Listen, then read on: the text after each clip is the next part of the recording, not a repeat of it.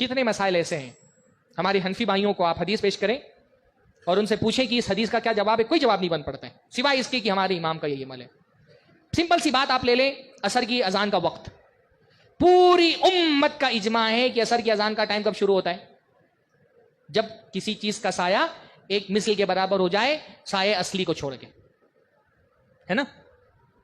عصر کی نماز کا ٹائم ناپنے کا طریقہ کیا ہے؟ زوال کے وقت ایک چیز مان لیجیے موبائل ہے یا کوئی لکڑی ہے 1 فٹ کی، زوال کے وقت اس لکڑی کو کھڑا کریے، زوال کے وقت کچھ نہ کچھ سایہ اشیاء کا رہتا ہے عام طور پہ، اس سائے پر ایک لکیر کھینچ دیجیے.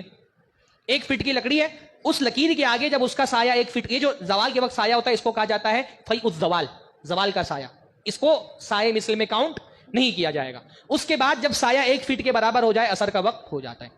پوری امت کا اتفاق ہے اس پر کہ عصر کی نماز کا وقت ایک مثل سایہ پر شروع ہو جاتا ہے. یعنی 1 فٹ کے چیز کا سایہ اگر 1 فٹ کے برابر ہو جائے تو ایک مثل سایہ ہو گیا، وہ اس وقت عصر کی نماز کا وقت شروع ہو جاتا ہے. پوری امت کا اس پر اتفاق ہے. حضرت جبرائیل رضی اللہ علیہ السلام نے اللہ کے نبی صلی اللہ علیہ وسلم کو آ کر کے جو نماز کا وقت سکھایا، اس میں بھی اول وقت میں عصر کی نماز کب پڑھی؟ جب ہر چیز کا سایہ اس کے برابر ہو گیا.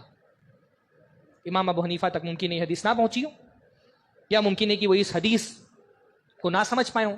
پوری ائمہ میں اکیلے امام ابو حنیفہ ایک ایسی شخصیت ہیں جو یہ کہتے نہیں عصر کا وقت کب سے شروع ہوگا؟ جب ہر چیز کا سایہ 2 مثل ہو جائے. پوری امت ایک طرف ہے، امام ابو حنیفہ اپنے ساری عظمت کے ساتھ، ان کے سارے فقہی خدمات کے ساتھ ایک طرف ہیں. بھائی بہت ممکن ہے نا کہ کسی امام تک کے اللہ کے نبی کی کوئی حدیث نہ پہنچی ہو، یا اس کو سمجھنے میں اس سے کوئی غلطی ہو گئی ہو. پوری امت ایک طرف، امام ابو حنیفہ ایک طرف. اب آپ کسی حنفی مقلد کے سامنے جا کر کے اللہ کے نبی صلی اللہ علیہ وسلم کی یہ حدیث پیش کریں، کیا جواب دے گا وہ آپ کو؟ حدیث تو ٹھیک ہے پر ہمارے امام کا عمل اس پر نہیں ہے. واللہ یہ کتنی بڑی اللہ کے رسول صلی اللہ علیہ وسلم کی توہین ہے کہ رسول اللہ کی حدیث پیش کی جائے اور رسول اللہ کی حدیث کسی امام کے قول کی وجہ سے چھوڑ دی جائے. اگر کسی کے قول کو کسی دوسرے کے قول کی وجہ سے چھوڑ دینا یہ توہین ہے تو یہ کہنا پڑے گا مقلد اللہ کے رسول صلی اللہ علیہ وسلم کی توہین کرنے والے. اچھا آپ ہم پر الزام لگاتے ہیں کہ ہم ائمہ کے منکر ہیں. بھائی ایک امام ابو حنیفہ کی فتوی کی وجہ سے سارے ائمہ کو آپ چھوڑ رہے ہیں نا؟ ہاں، آپ امام شافعی کو بھی چھوڑ رہے ہیں، امام مالک کو بھی چھوڑ رہے ہیں، احمد ابن حنبل کو بھی چھوڑ رہے ہیں، بخاری، مسلم، ترمذی، نسائی، ابن ماجہ، امام حاکم، امام بیہقی، امام ابن عبد البر، شروع سے لے کے آخر تک سارے ائمہ کا اتفاق ہے کہ عصر کی نماز ایک مثل پر شروع ہوتی ہے. آپ تو سارے ائمہ کو چھوڑ رہے ہیں، پھر بھی آپ ائمہ کے گستاخ نہیں.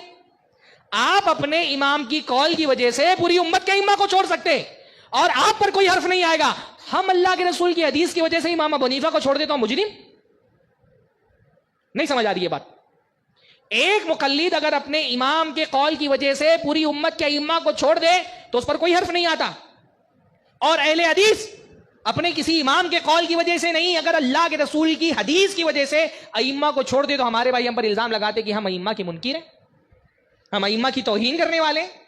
اہل حدیث الحمدللہ کوئی ایک فقہی مسئلہ آپ ثابت نہیں کر سکتے جس فقہی مسئلے میں اہل حدیث نے پوری امت کے ائمہ کو چھوڑ دیا ہو اور کوئی ایسا فتویٰ دیا ہو جس میں امت کے کسی امام نے بھی عمل نہ کیا ہو. اہل حدیث سے کیونکہ اگر کسی چیز کو سارے ائمہ کسی چیز پر متفق ہو جائے تو وہ اجماع ہو جاتی ہے، اور اجماع ہمارے نزدیک ایک شرعی دلیل اور حجت ہے.